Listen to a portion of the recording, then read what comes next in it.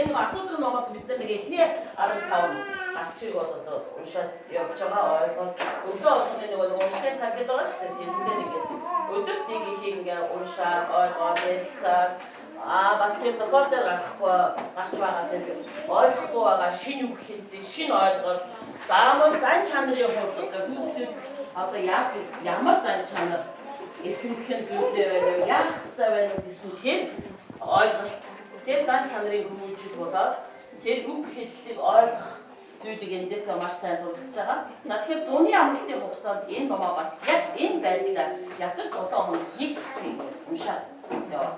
За түүнээс гадна тэр үгийн утга үйл явдлын дэс дараа тэр зохиол гарч байгаа тэр үг хэллэг бас нэлээд ач холбогдолтой ярилцсан бас баахан анзаарсан ба яг энэ хөвчлэнгээр зуны амралтын хугацаанд бас яг энэ зохиол дээр ингээд ярилцаад үргэлжлүүлээд байна. Энэ номыг нэгээс хоёрдугаар ашиглах ном юм шүү. Тэгэхээр номыг маш заашгүй номоо нэг өөртөө хэний ном цэвэрхэн байна. Хэний ном Норвегийн намтар шиг өрөвдөд насаасан байна. Тийм ээ?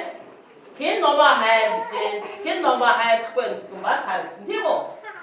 За өглөө болгон энэ номыг нэгтгэхээс бусад өдрүүд нэгд өдөр нөгөө мэдээллийн цагтаа учраас нэгд өдөр хэрэглэхгүй нэгтгэхээс бусад өдрүүд байнга энэ номыг авч явж байгаа. За нэг хоёр хүүхдэл нэг хүүхдүүд гурван хүүхдэл ингээд номгүй ирчихээр бас хичээлийн ингээд үйл ажиллагаандаас нэг саад болоод байгаа байхгүй юу? Эхэндээ би болохоор номгүй хүүхдүүдийг ингээд хоёроор суулгаад уншуулдаг байсан. Тэгээд дахиад зэрэг номоо орхих явж ерөөсө тасрахгүй байгаа. Тэгээд зэрэг ерөөсө номгүй ирсэн хүүхэд тэр өдөр ширээн дээрээ зүгээр суугаад найзуудыгаа сонсоод өнгөрч байгаа шүү. Тэгэхээр тийм учраас энэ дээр бас нэг анхаарал.